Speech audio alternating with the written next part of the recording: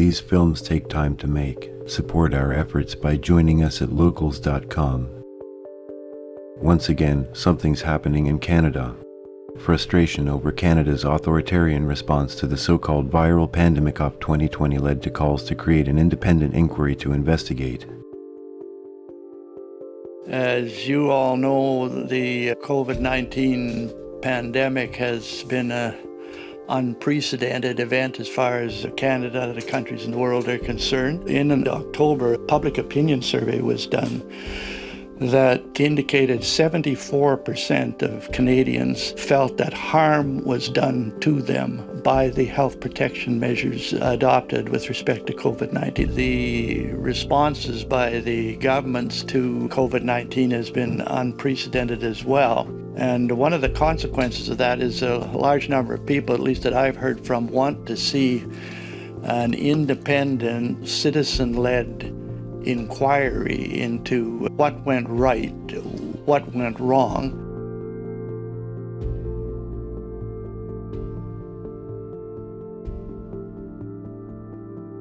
The website's been set up, nationalcitizensinquiry.ca, where people are being invited to indicate their support, that they want such an inquiry. Secondly, to suggest the names of commissioners that they would have confidence in, because this inquiry would be conducted by commissioners. Thirdly, to donate if they wish, because there's going to have to be some money.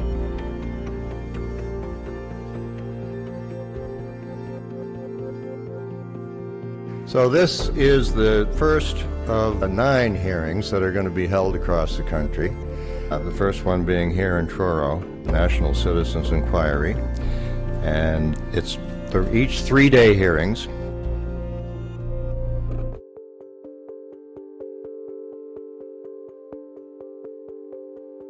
So let's lay out what happened.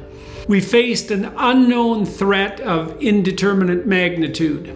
A new disease made itself manifest, and we had no way of calibrating the severity of the illness. We panicked. We then used the panic to justify the imposition of a tyranny. How did we abdicate our political responsibility? Well, we turned over the necessity to consider a multiplicity of options to hypothetical experts on the public health front. And I would say that was an abdication of responsibility because, first of all, we turned those public health experts into political figures having to adjudicate between a number of competing ethical claims, and we also, our political leaders and ourselves as citizens, allowed our responsibility to be usurped by these experts in a time of hypothetical crisis.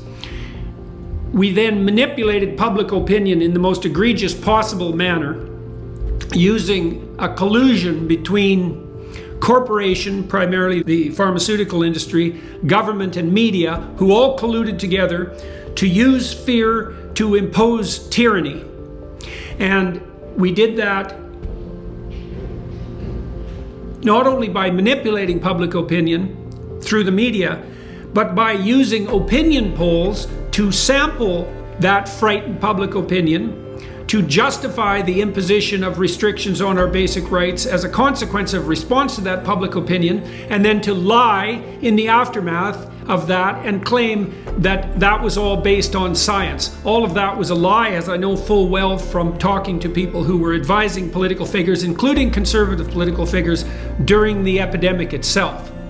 We suspended our basic rights, including the rights to travel, the freedom of association, the right to bodily integrity, and there's barely a more fundamental right than that, and the right to freedom of speech. We did the latter particularly by persecuting people who dared to say anything against the panicked response to the hypothetical COVID epidemic. Here's a rule of thumb for everyone to consider in the future. Imagine there's a crisis. I suppose now we believe the next one is going to be on the climate front.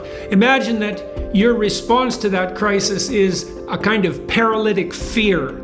Then imagine that you use that fear to justify the imposition of any tyranny you feel merited, and you do so while accruing power to yourself.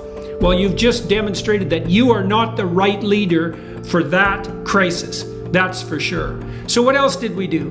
We did untold economic damage, which has not yet unfolded, to the supply chain around the world. We're going to starve tens of millions of people as a consequence of that, and put a lot more people into absolute poverty as a consequence of increased energy and food prices. We have no idea what we did on the inflationary front yet. We've seen banks begin to fail in the United States, and we have no idea where that's going to end. So that was all a part and parcel of the panicked response. We've damaged the population's faith in both public health and science for at least a generation, maybe more, because if I was a young person looking back at what happened over the last 3 years, I would certainly be disinclined to trust either experts or politicians again in my life. And the damage to public health, I suspect the consequences of that as it unfolds will be that more people will die because they're now afraid of such things as vaccines that would have died if we would have just followed Sweden's example, for instance, and left people the hell alone. I don't know how many of you who are listening know this, but Sweden now has the least excess deaths in Europe. And so the Swedish model, which did involve vaccines, by the way, but no lockdowns and certainly no mask mandates. We lied through our teeth about masks. There's no evidence whatsoever from randomized controlled trials, which are the only form of trial that matter.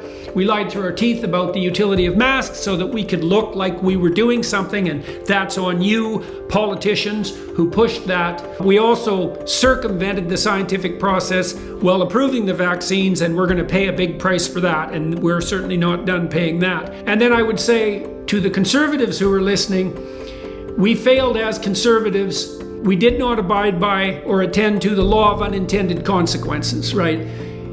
We had a crisis of unmeasured magnitude. That was the new illness. We put in incredibly restrictive policies to hypothetically cope with it. We lied about the fact that those policies were justified by science.